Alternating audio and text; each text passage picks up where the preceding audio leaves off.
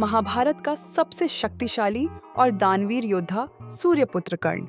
कर्ण का जन्म कुंती के विवाह से पहले हुआ और वे सूर्यदेव के आशीर्वाद से जन्मे थे। लोकलाज के भय से कुंती ने शिशु को गंगा में प्रवाहित कर दिया। अधिरथ और उनकी पत्नी राधा ने उस शिशु को पाया और पाला। इसी कारण कर्ण को राधेय कहा गया और वे सारथी के पुत्र के रूप में बड़े हुए। राजकुमार होने के बावजूद उनका पालन एक सूत के घर में हुआ, जिससे जीवन भर जातिगत भेदभाव सहना पड़ा। कर्ण ने परशुराम से ब्रह्मास्त्र की विद्या सीखने के लिए खुद को ब्राह्मण बताया। जब परशुराम को पता चला कि कर्ण क्षत्रिय है, तो उन्होंने शाप दिया कि युद्ध में वे अपनी विद्या भूल जाएंगे। कुरुक्षेत्र में अंतिम क्षणों में कर्ण को मंत्र याद नहीं रहे और उनका रथ का पहिया निकालने में विफलता आई। कर्ण के पास विजय नामक धनुष था, जो परशुराम ने दिया था, और वे महान योद्धा थे। उनकी दानवीरता अतुलनीय थी और वे हर सुबह सूर्य पूजा के बाद मांगे गए हर उपहार से इनकार नहीं करते थे।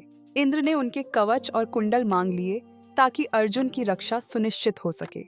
दुर्योधन ने कर्ण की योग्यता देख उन्हें अंगदेश का राजा बनाया और वे अंगराज कहलाए।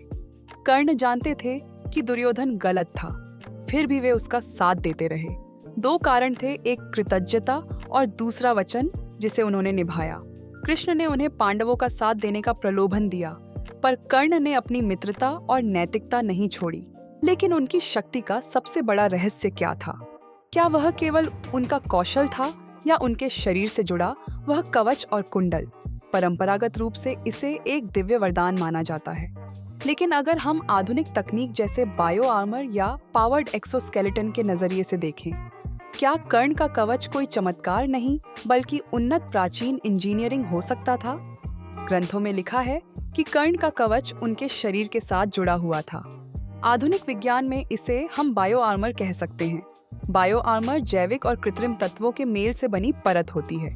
क्या कर्ण का कवच खुद को रिपेयर कर सकता था, जैसे हमारी त्वचा खुद को ठीक करती है?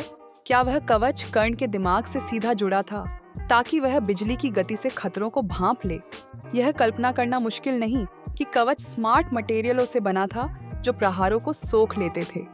आज की सेनाएं ऐसे सूट बना रही हैं जो पहनने पर इंसान की ताकत बढ़ाते हैं। कर्ण के कवच कुंडल ने उन्हें थकावट और भूख प्यास से मुक्त रखा, जैसे एक पावर्ड एक्सोस्केलेटन करता है। कर्ण को सूर्यपुत्र कहा जाता था। क्या उनके कवच का ऊर्जा स्रोत सौर ऊर्जा भी हो सकता है?